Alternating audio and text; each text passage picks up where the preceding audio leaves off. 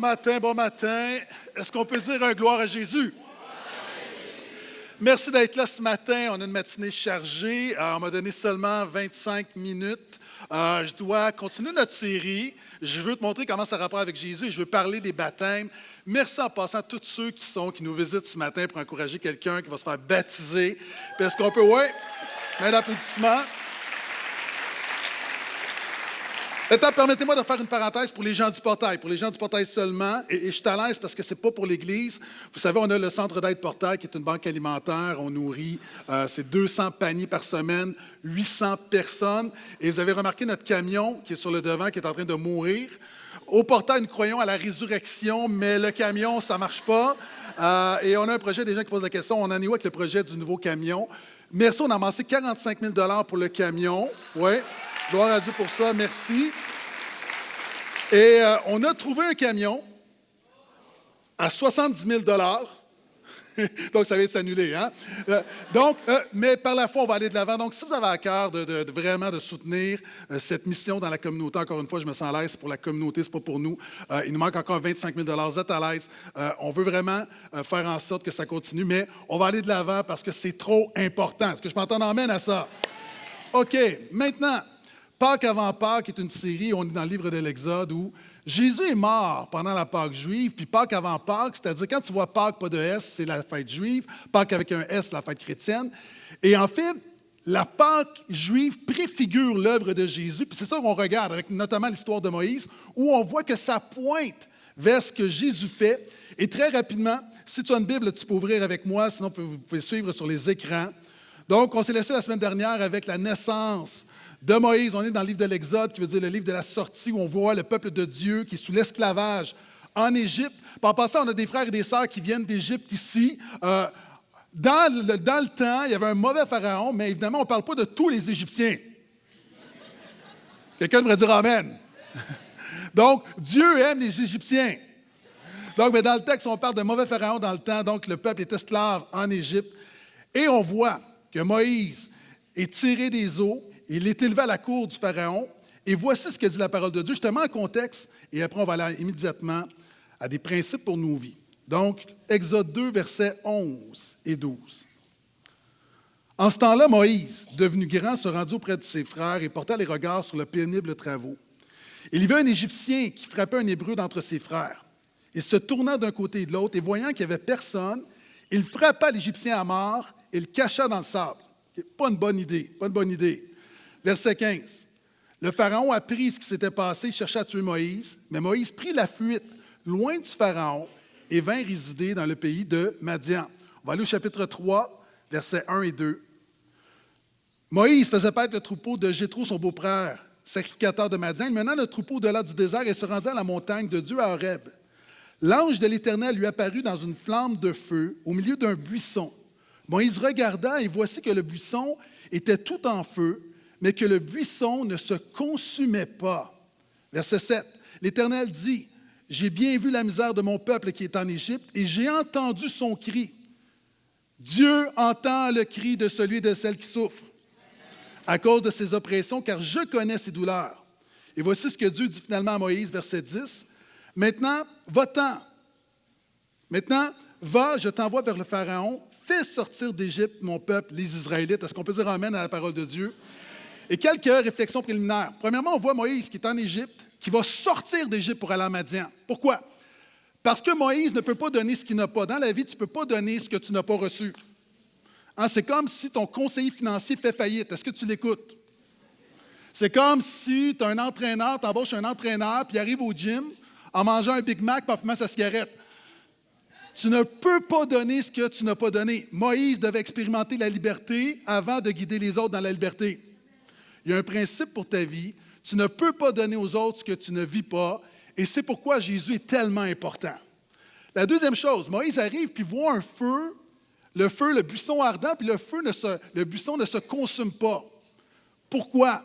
Ça révèle que ce feu-là n'est pas un feu ordinaire, c'est un feu surnaturel. Ça révèle que Dieu est en train de se révéler à Moïse. Pourquoi dans la Bible, souvent, le feu, c'est le symbole de Dieu? Parce que de la même manière, puis des gens, tu l'as vécu ici, quand tu t'approches de Dieu, tu trouves la lumière. Quand tu t'approches de Dieu, tu trouves la chaleur. Quand tu regardes un feu, tu es en camping, ton feu, tu le contemples. Dieu est beau et digne de contemplation et d'adoration. Est-ce que je peux entendre amène à ça? Et Dieu se communique. Quand tu t'approches de Dieu, d'un Dieu de grâce et de bonté, tu reçois cette grâce et cette bonté, puis tu peux la communiquer aux autres. Je vais finir par le dire. OK. Mais on sait également, qu'est-ce que tu dis aux enfants par rapport au feu? Tu ne joues pas avec le feu. Dieu est un feu dévorant, on ne peut pas jouer avec Dieu. Chaque être humain doit répondre à cette question, qui est Dieu, puis qu'est-ce que tu fais avec? Et on voit dans le texte ici que Dieu dit, j'ai entendu le cri. Il y a des gens qui sont ici, et Dieu entend ton cri. Il y a des gens qui sont là, tu cries dans ton cœur, personne n'entend, mais Dieu entend. Il y a des gens au Québec qui disent, pourquoi Dieu permet ça? Pourquoi l'injustice? Pourquoi le mal dans le monde? Si Dieu existe, pourquoi est-ce qu'il permet ça? Qu'est-ce que j'ai fait au bon Dieu pour que ça m'arrive? Si tu existes, révèle-toi à moi. Il y a plein de gens qui crient à Dieu et Dieu entend et Dieu se révèle. Et la parole de Dieu dit que ce texte-là, qui est 1400 ans avant Jésus, préfigure l'œuvre que Dieu va faire dans nos vies par Jésus. Alors que Moïse va sortir, va diriger le peuple hors de l'esclavage, l'œuvre de Moïse pointe vers une meilleure œuvre qui est Jésus. Est-ce qu'il y a des gens que tu peux dire que Jésus t'a libéré de ton esclavage spirituel? Vous savez, avant le débarquement de Normandie, tu as eu un plus petit débarquement en Sicile, où les Alliés ont fait un petit débarquement qui préfigurait le grand débarquement.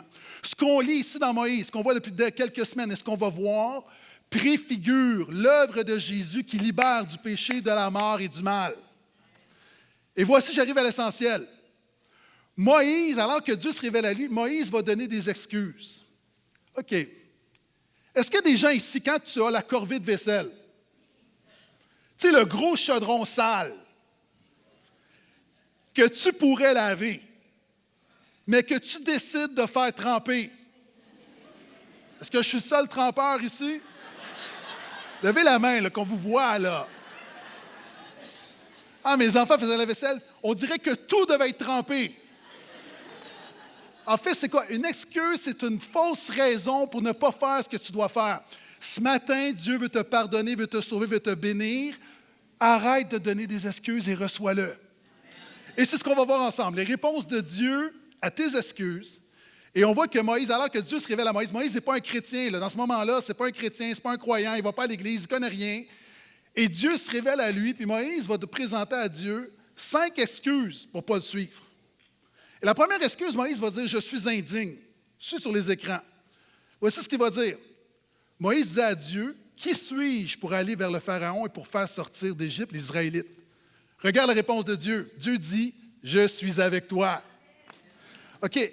À l'époque, Moïse n'est pas le fils du Pharaon.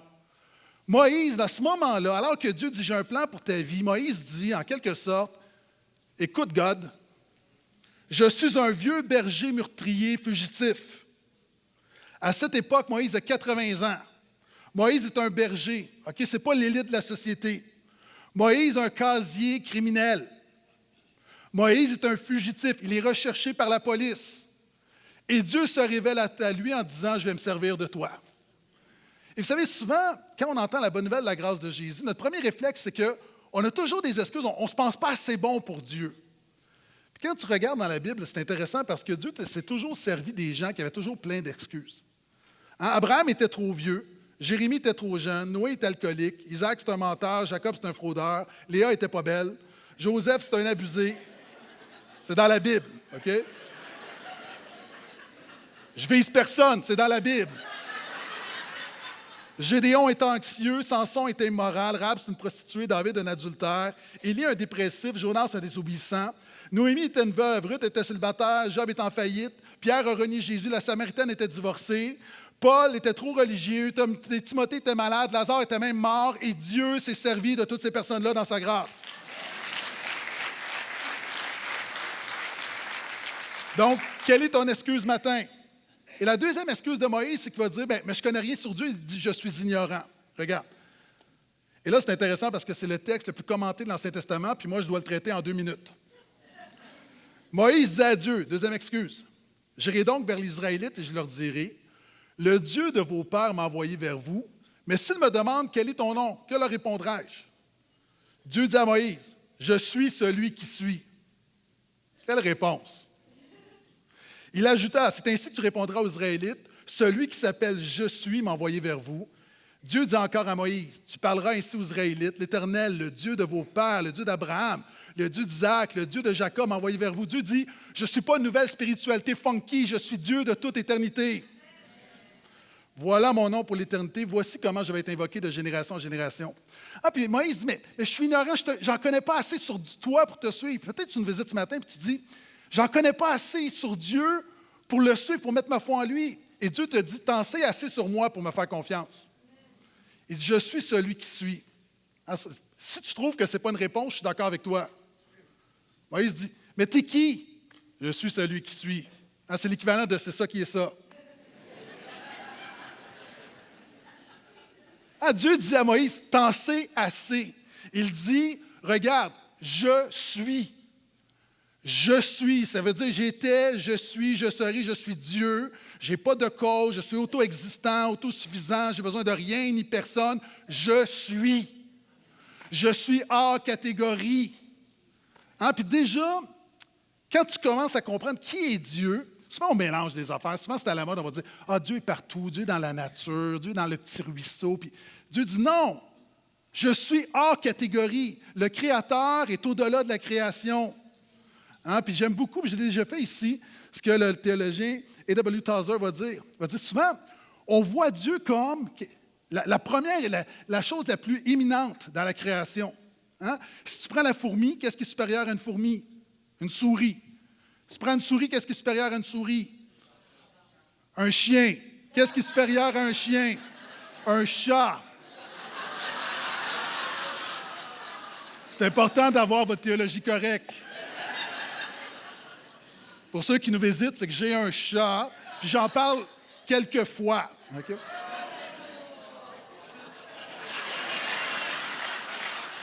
Qu'est-ce qui est supérieur à un chat? Un homme. Qu'est-ce qui est supérieur à un homme? Une femme. Qu'est-ce qui est supérieur à une femme? Restez avec moi. Qu'est-ce qui est supérieur à une femme? Un ange. Et là, on va dire qu'est-ce qui est supérieur à un ange? Dieu. Non! L'ange peut être l'aboutissement de la création, mais Dieu n'est pas dans la création, il est créateur, il est hors catégorie. Et c'est ce qu'il dit, il dit « je suis ». Mais Dieu, dans son amour, il va dire, tu diras « je suis », puis là, il va dire « l'éternel ». L'éternel, c'est la même racine que le verbe « être », c'est que, en fait, c'est le nom d'alliance de Dieu. C'est comme, vous savez, on a tous des petits noms, hein? Tu sais, vos épouses, vos époux, bébé, minou, pitou, babe. Nous, c'est Cherish. Mais si quelqu'un, moi j'appelle ma femme Cherish, puis si il y a un gars qui passe, puis il dit « Hey, Cherish! » Là, tu dis « Mais tu peux rien faire, tu es pasteur. » Ma sanctification n'est pas complétée.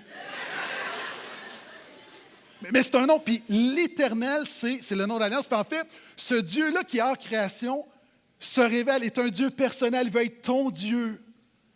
Et t'en sais assez parce que quand tu regardes à la création, ça révèle qu'il y a un créateur. Vous savez, même si tu ne connais rien sur Dieu, regarde à l'univers, regarde l'immensité de l'univers, toute une cause.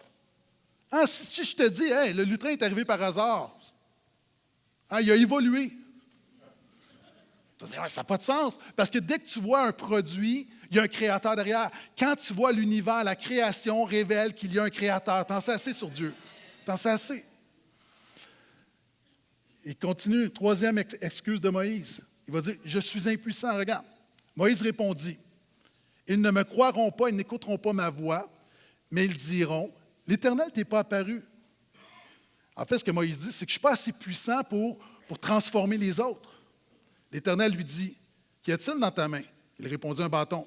L'Éternel dit, jette-le par terre. Il le jeta par terre et cela devint un serpent. Moïse s'enfuit devant lui. L'Éternel dit à Moïse, étends ta main, saisis-le par la queue. Et il étendit la main, il le saisit, cela redevint un bâton dans sa main. On connaît le texte un petit peu plus loin. Dieu va dire à Moïse, mets ta main dans ton manteau. Il la ressort, elle est lépreuse, remets-la, elle est guérie. Et Dieu est en train de dire, alors que Moïse dit, je n'ai pas le pouvoir de changer les autres. En passant, là, tu n'as pas le pouvoir de changer les autres autour de toi. Hein? Puis là, il y en a qui font « amen ». Tu n'as pas le pouvoir de changer les autres. Sais-tu quoi? Tu n'es même pas capable de te changer toi-même. La Bible dit comme le léopard ne peut pas enlever ses taches, on est incapable de se changer nous-mêmes. C'est pourquoi on a besoin de Dieu. Et Moïse dit, je suis impuissant pour le faire. Puis la réponse de Dieu, c'est que tu as un bâton dans ta main, jette-le à terre. Puis ça devient un serpent. Puis reprends-le, puis ça devient un bâton. Puis là, comprends-moi bien, là, Dieu n'est pas en train de faire un petit tour de magie. Là. Hein, c'est pas l'Alain Choquette divin là, en disant comme « abracadabra ». Dieu est en train de révéler à Moïse que sa puissance transformatrice, la puissance de Dieu dans nos vies transforme. Hein, puis Dieu est le seul qui peut redonner vie à ce qui est mort en toi. Dieu est le seul. Il y a des choses dans nos vies qui ne peuvent être changées que par Dieu. C'est pour ça que Jésus est venu. Vous savez, puis il y a des gens, peut-être tu doutes, mais regardez comment c'est dur de changer. Je suis tombé sur une émission, puis il y en a plein d'émissions comme ça, là, où il y a des transformations extrêmes, des stylistes, où tu transformes les gens. Là.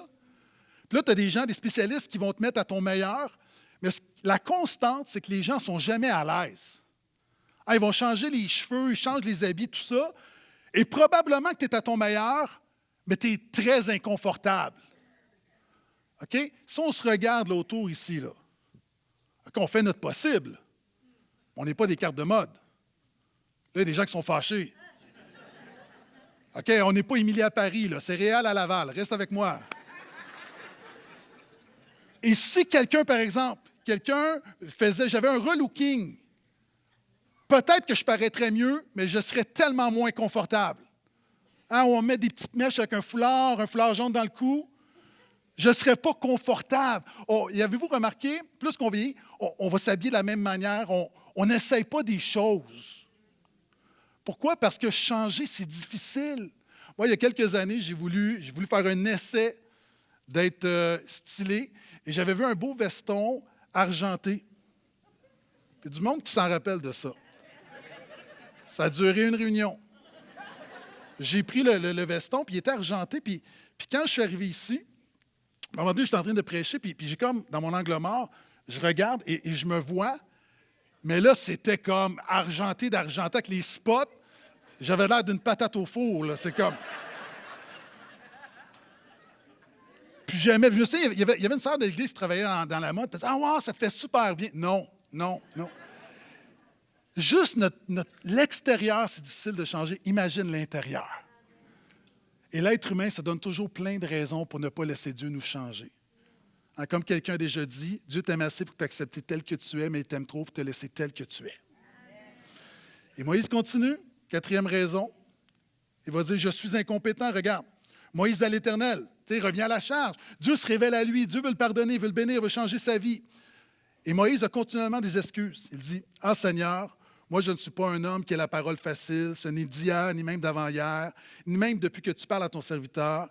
Car moi, j'ai la bouche et la langue pesante. Hein? On ne sait pas si Moïse bégayait, il y avait un problème d'élocution, la timidité, mais Dieu l'appelle à se présenter devant le Pharaon, puis il dit hey, « Je n'ai pas les compétences pour ça, je n'ai pas les dons pour ça. Et regarde la réponse de Dieu. L'Éternel lui dit « Qui a donné une bouche à l'être humain et qui rend muet ou sourd, voyant ou aveugle? N'est-ce pas moi, l'Éternel? Va donc maintenant, c'est moi qui suis avec ta bouche et je t'enseignerai ce que tu auras à dire. » Puis en fait, Moïse, ce qu'il est en train de dire, c'est que vous savez, des fois, on entend un message comme celui-ci, puis on a l'impression qu'on doit se changer avant de venir à Dieu. Des fois, j'ai entendu du monde me dire, je veux régler mes choses dans ma vie avant de vraiment commencer à suivre Jésus. Puis c'est un peu comme si Moïse dit, OK, mais règle mon problème, puis après ça, je vais te suivre. Puis Dieu dit non, je t'appelle à me suivre avec tes problèmes, tes limitations, tes difficultés, puis je te ferai grâce pour tes limitations, tes difficultés, puis tes problèmes. Ça, c'est le Dieu de la Bible. Hein, y a-t-il quelqu'un, tu as un rendez-vous chez le médecin, puis tu dis, j'irai pas parce que je ne suis pas assez en bonne santé? Viens à Dieu tel que tu es et regarde la réponse de Dieu. Il dit, je suis avec toi. Puis Dieu lui dit, mais tu ne m'apprends rien. Hein, Dieu dit à Moïse, dit, quand je t'appelle, puis il y a des gens ici ce matin, Dieu t'appelle, mais il connaît ta vie. Dieu n'est pas surpris par ta vie. Il n'y a rien dans ta vie qui n'est pas révélé devant Dieu. C'est pas comme quand tu commandes quelque chose par Amazon, puis tu dis, je ne sais pas si ça va faire, puis Dieu t'appelle, puis finalement tu viens à lui, puis tu dis, finalement je me suis trompé, t'es pire que je pensais. Non, Dieu, dans sa grâce, Il te demande de venir à lui tel que tu es. C'est pour ça que Jésus est venu. Vous savez, c'est ancré en nous. Puis OK, je vous ouvre, n'utilisez pas ça contre moi. Quand j'ai été mon dernier examen d'optométrie, vous savez que tu lis les lettres. Puis tu sais, des fois, on pense des choses qu'on ne dit pas aux autres parce que c'est totalement fou ce qu'on pense, là. Puis on a de l'air idiot si on le dit, comme je fais maintenant. Puis là, je voyais les lettres. Puis là, je me suis dit, mais c'est les mêmes lettres que l'année passée. J'aurais dû les retenir. Puis là, j'ai comme réfléchi. Puis là, je me disais, j'étais dans ma tête, puis je me disais, mais je suis sûr que je peux trouver ça sur Internet. Puis j'ai le réflexe où tu n'aimes pas être pris en défaut. Mais est-ce qu'on s'entend que si tu les apprends par cœur, tu ne règles rien?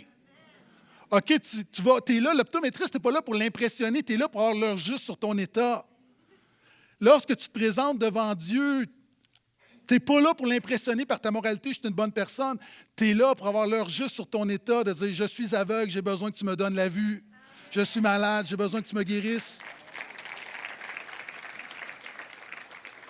Jésus a dit, ce n'est pas ceux qui sont en bonne santé qui ont besoin de médecins, mais les malades. Je ne suis pas venu appeler des justes, mais des pécheurs à la repentance.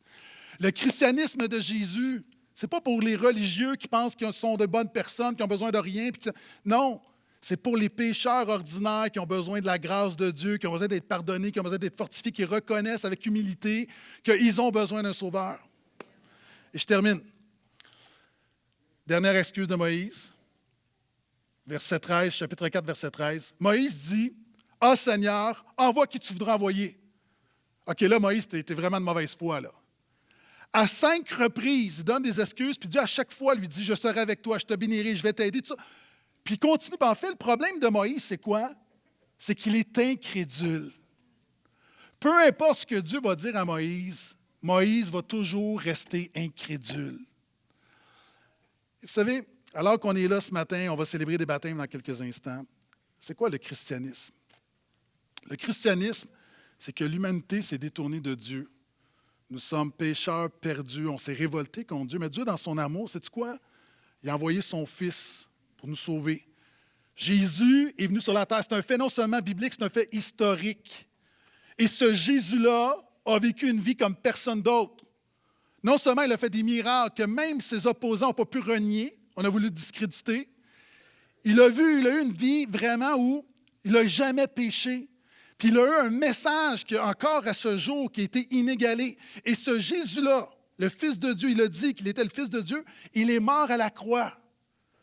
Alors qu'il était la dernière personne qui devait mourir à la croix, puis il a dit, « Je meurs à la croix pour vous, pour payer la dette de votre péché, pour satisfaire la justice de Dieu. » Puis les gens vont dire, « Mais pourquoi? C'est quoi le sens? » Si Dieu est Dieu, il est juste. Et si Dieu est juste, il doit y avoir une conséquence au péché. Le salaire du péché, c'est la mort. Et c'est pour ça que Jésus est mort à la croix. Et Jésus est tellement le Fils de Dieu que la mort ne peut le garder. Dieu l'a ressuscité. Pour démontrer que oui, il est vraiment le sauveur du monde. Il est le chemin, la vérité et la vie. Et quiconque croise en lui, que tu sois ici depuis 15 minutes, que ça fasse 20 ans, quiconque croise en lui reconnaît son besoin, reconnaît que sa vie sans Dieu est un échec spirituel, puis tu te confies en lui. La Bible dit que tu es pardonné, totalement racheté, justifié, assurance de la vie éternelle, tout ça parce que Jésus est vraiment le sauveur du monde. C'est ça le christianisme. Et en conclusion, Jésus n'est pas venu pour sauver ceux qui se croient de bonnes personnes religieuses. Il est venu pour ceux qui reconnaissent qu'ils sont indignes, ignorants, impuissants, incompétents et incrédules. Alors que dans quelques instants, ce matin, pas loin d'une trentaine de personnes vont passer dans les eaux du baptême. Pour ceux qui nous visitent, juste te dire, peut-être une des choses qui surprend quelquefois, c'est que tu vas réaliser que ce matin, le baptême est par immersion et non pas par aspersion. Pourquoi? Historiquement, bibliquement, c'est comme ça qu'on baptisait les gens. Puis une image. Vous savez, pour ceux du portail, la semaine dernière, on a vu Moïse a été sauvé de quoi? Des eaux. Ceux qui connaissent un peu leur Bible, lorsque Moïse va diriger le peuple de Dieu, ils vont passer au travers quoi pour sortir d'esclavage? Au travers de la mer Rouge. Et c'est pourquoi l'apôtre Paul va dire que ça préfigure le baptême. L'image du baptême, c'est tellement riche, mais j'ai dit seulement ceci. C'est alors que tu es sous l'eau, Sous l'eau, tu es en danger. Sous l'eau, c'est la mort. Si on te laisse ça pendant 2 minutes, tu ne vas pas aimer ton expérience. Sous l'eau, c'est angoissant. Sous l'eau, il n'y a pas d'espoir. Mais par ta foi en Jésus, Jésus t'a ramené à la vie. Il te sort de la mort et du péché. Et c'est l'image du baptême. Et c'est pourquoi on pourrait mettre quelques gouttes sur le front des gens. Il n'y avait jamais personne qui s'est noyé avec 3 gouttes. Il y a quelque chose de puissant dans le fait que, de radical, dans le fait que j'étais mort et par ma foi en Jésus, je suis ressuscité. Et c'est pourquoi ce matin, on veut se réjouir avec des frères et des sœurs qui vont témoigner publiquement que ce qu'ils font à l'extérieur, ils l'ont vécu à l'extérieur. Jésus est venu les chercher, puis les a sortis de là. Il le fait pour toi, il le fait pour moi, il veut le faire pour toi parce qu'il est fidèle. Est-ce que je peux entendre amène à ça? C'est la parole de Dieu pour ce matin.